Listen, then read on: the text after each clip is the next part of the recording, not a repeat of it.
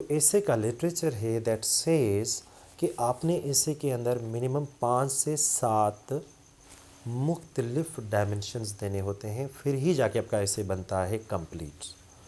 तो फॉर्चुनेटली काफ़ी चीज़ें तो आप बाय डिफ़ॉल्ट कर भी रहे होते हैं, तो मैं आपको सारे छोटे बड़े डायमेंशन बता देता हूँ कि कितने बन सकते हैं। अगर आप लोगों को थोड़ा रफ अंदाज़ा हो ऐसे के ऊपर, तो देखिए आप क्या करते हो, पहले एक इंट्रोडक्शन लिखते हो। अब जबकि इंट्रोडक्शन तो कोई डायमेंशन नहीं होता, वो तो एक सिर्फ तारुफ़ ही।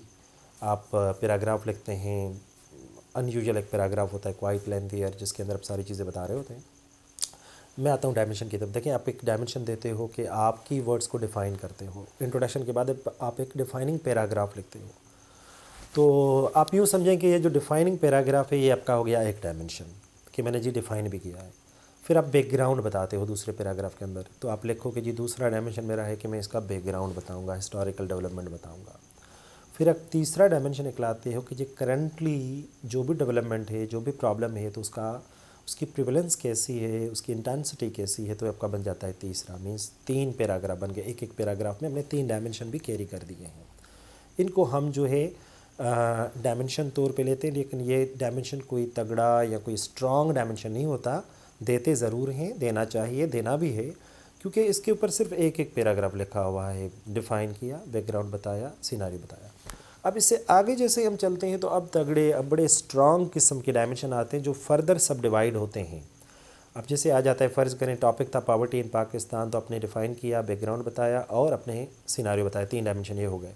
हमें अभी 4 और भी चाहिए, कम से कम 4 और भी चाहिए, क्योंकि 7 is the good number, 7 is the good number. अब मैंने क्या किया, मैंने काजेज़ बताना शुरू कर दिए। ठीक है, अब ये क्योंकि स्ट्रांग बने, तो काज के अंदर मैं 6 7 8 काज बताऊंगा कि फ़लाँ काज है, पॉवर्टी का फ़लाँ काज है। तो बहरहाल अब ये जो 6 7 हम काज बता रहे हैं, ये कोई डायमेंशन नहीं है। काज इट्सेल्फ जो है ये एक डायमेंशन बन जाता है, और काज के अंदर जो 5 6 हम काज बता रहे हैं, 6 7 बता रहे हैं, वो उसके बन जाते हैं सब डायमेंशंस। मेन डायमेंशन बन गया काज। आपने लिखा कि जी मैं काजेज़ बताऊँगा।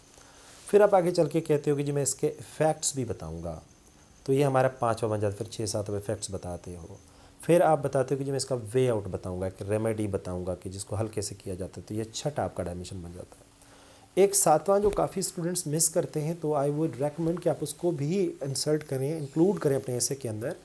रिकमेंडेशन के बाद आप कंक्लूजन की तरफ ना जाएं। अगर बंदा चला जाए तो ये कोई गलत नहीं है, लेकिन थोड़ी ब्यूटी जो है कंप्रोमाइज़ हो जाती है ऐसे की। आप रिकमेंडेशंस के बाद क्या करें कि आप बताएं कि रिकमेंडेशन के बाद क्या फ़र्क पड़ेगा। Means after scenario of the recommendations, वो उसके ऊपर हम 2 3 पैराग्राफ लिखते हैं कि अगर प्रॉब्लम ये हल हो गया, हमने रेमेडीज़ बता दी 6 7, फिर हम बताते हैं फ्यूचर पर्सपेक्टिव क्या बनेगा उसका, the future scenario after solving this problem, after overcoming this problem. फिर आप उसके ऊपर 2 पैराग्राफ लिखेंगे, भाई सोशली कंट्री यूँ तरक्की करेगा, इकोनॉमिकली यूँ करेगा, and then comes conclusion. Remember, conclusion और इंट्रोडक्शन ये डायमेंशन या कम्प्रीहेंसिवनेस का हिस्सा नहीं है। जो भी टॉपिक हो 7 से ज़्यादा अगर 8 बन जाए तो और अच्छा होता है।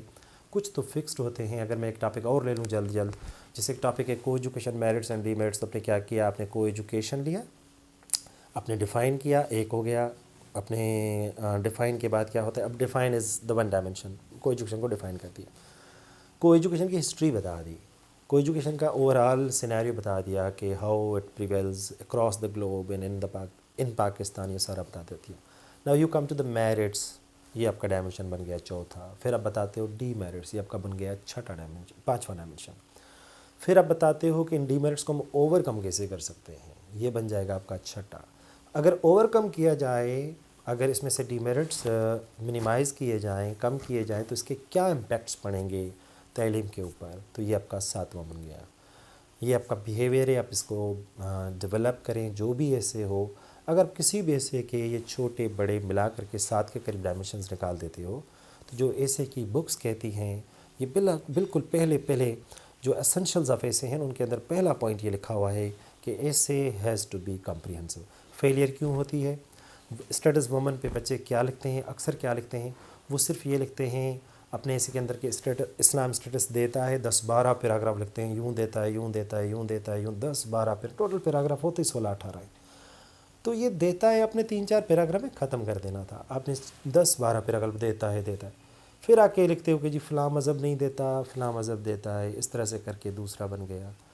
आप हार्डली 2 या 3 लेते हैं। अगर आप खुद से जाके कभी सोचें तो you maximum come up with 2 to 3 dimensions, not more. 4 के करीब आपके डायमेंशन कम हो जाते हैं तो वो कहता है कि यार इसने तो बातें 3 कही हैं। उसकी नज़र में डायमेंशन बात होती है कि बातें 3 कही हैं। एक बात थी कि इस्लाम देता है, दूसरा था कि इस्लाम ज़्यादा देता है बाकी कम देते हैं, और कोई दूसरा डायमेंशन नहीं था और अपने कंक्लूड कर दिया। सो काइंडली अपने ऐसे को कंपार्टमेंटलाइज करना सीखें, ब्रेक करना सीखें, और अकॉर्डिंगली जो टॉपिक का फोकस एरिया वहाँ पर ज़्यादा पैराग्राफिंग होती है, उसके ऊपर मैंने लेक्चर दिए हुए हैं, और एक और भी मैं कभी डिलीवर कर दूंगा तो आप लोग ज़रूर सुन लीजिएगा। But the biggest problem is what कि you are unable to break the topic into 6, 7 और 8 डिफरेंट डायमेंशंस। सो इसको आप मेरे लेक्चर को सुने बार बार और अपनी आउटलाइंस बनाएं, टॉपिक के ऊपर प्रैक्टिस करें, डायमेंशंस निकालें, and do share in the comment session. Thank you very much.